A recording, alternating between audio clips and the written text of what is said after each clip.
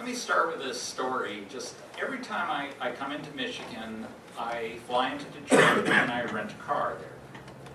And whenever at the car rental agency, they always ask me, you know, the people helping you fill out all the paperwork, are you here? And I tell them it's for business and I'm trying to do something about their electric rates. And these are just your typical residential customers, and they always say, please, please do something. I can't afford it. I don't know what else to do. So Chairman Quackenbush, that might be something for you to consider as you see all these rate increases and as the commission reviews them, whether it's retail rates or whether it's wholesale capacity costs. There's been talk about how Michigan's rates are higher, and I won't go through some of my slides because essentially they've been gone over. Let me show you one though.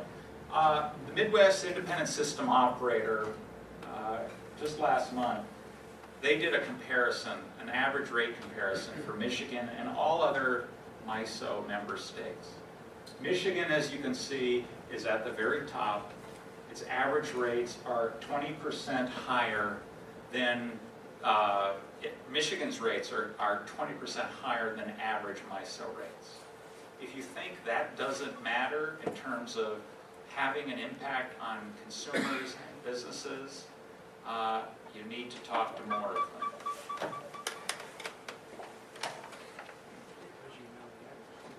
Now, I've also heard, and this is very interesting, that in fact Michiganders benefit from higher electric rates. Okay, well, what do you get for your higher electric rates? Well, the arguments are as follows. One, Michigan gets higher system reliability. If utilities build electric generating plants and operate them, that's going to provide more electric independence for Michigan and greater reliability. A second argument is that there's a better environmental footprint. Again, Michiganders apparently support the 25 by 25 renewables program proposal. I believe that's on the ballot for this next month. And that means Michiganders are willing to pay extra for cleaner electricity.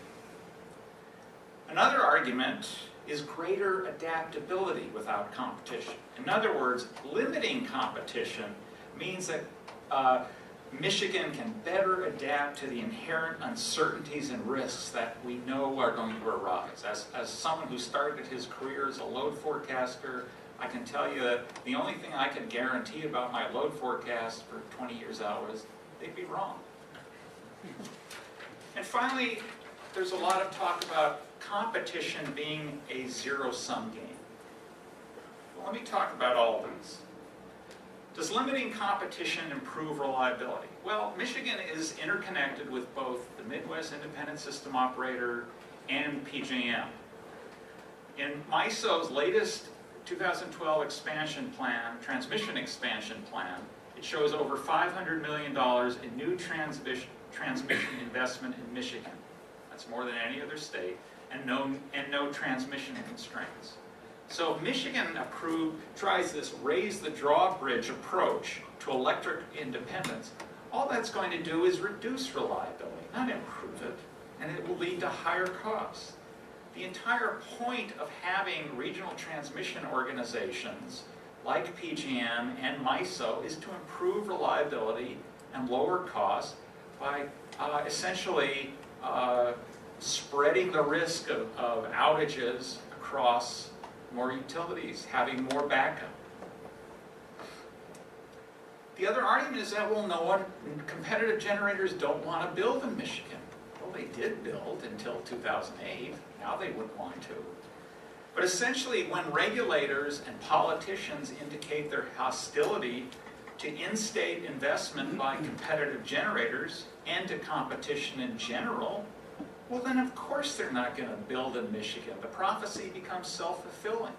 You're essentially hanging a large sign that says, do not invest, in flashing lights in Michigan by essentially trying to change the rules to undercut competitors. What about the environment? Is limiting retail competition really better for the environment? Well, the answer to that is no. Competitive generators have a huge incentive to minimize environmental costs in the most economic way possible, for the simple reason that they can't pass those costs along to ratepayers like electric utilities can. Merchant generators can only recover economic investments in a competitive market. That means that their customers are not exposed to those risks, unlike a monopoly electric utility that's simply able to pass those costs on. That's how incumbent utilities work. They're essentially protected from uneconomic decisions because they can just pass on those risks and costs to their customers. Now, from an operational standpoint, I've been told that 25 by 25 will improve the environment. Well, I've got a study coming out, hopefully in a week or so, on intermittent wind generation. And MISO is the most egregious example of when you really need the power the most when wind power is not available. Less than 10% of the time in peak hours, you'll find wind generators actually providing power. They're great at providing power when you don't need it, when the prices are low, but when you need, on those hot, humid, sultry dog days of August or July, the wind power is not there. And that means you need more gas-fired backup. You need more backup generation, which costs more to operate, which is inefficient, and which pollutes the air. Not to mention all the impacts of the wind generators themselves. So it's not true that limiting competition is good for the environment, just the opposite. What about competition not being a way to address future risk and uncertainty, that limiting competition is better for that? Well, again, merchant generators face huge economic incentives to evaluate future economic risks as best they can, because they must bear the costs of their decisions. Again, regulated electric utilities do not bear those same risks, so their incentives are very different. Essentially, regulated utilities manage the risks that their regulators tell them to manage, and they don't worry about the other ones. Plus, risk management is never free. Hedging, if you're concerned about, say, volatile natural gas costs, well, hedging's expensive. It's like buying insurance. You end up losing money on average. I was involved in a case earlier this year with Rocky Mountain Power. Rocky Mountain Power spent over $1 billion on natural gas hedges. It turns out most of them were out of the money, and so they lost money. Again, all those costs went right to ratepayers. So when a regulated firm is hedging risks, its customers are really paying for it. And you have to ask, well, what do the customers want? The customers can hedge those risks just as well. So really what you have to deal with is, well, if you're a regulator, should you have your utility hedge risks? And if so, why? Why can't customers hedge those risks? Finally, you hear that competition is a zero-sum game. That if we allow greater competition in Michigan, that means whoever isn't competing is going to be paying for it. Well, that's simply wrong. Competition is not a zero-sum game. Ask Apple Computer, ask Microsoft, ask Google, ask Walmart. These firms succeed and make everyone better off because of competition.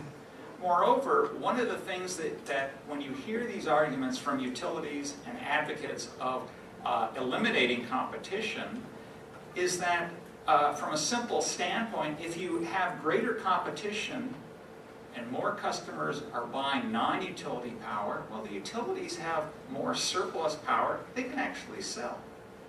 And it's very ironic that in other states, DTE and Consumer Energy's retail subsidiaries are competing, and they're winning, and they're selling power to those customers at lower prices than what they sell to their own customers in Michigan. Maybe that's why it's a zero-sum game. I don't know. That's a very odd term for it. But competition really does work, and the arguments against it simply hold no water. Thank you very much.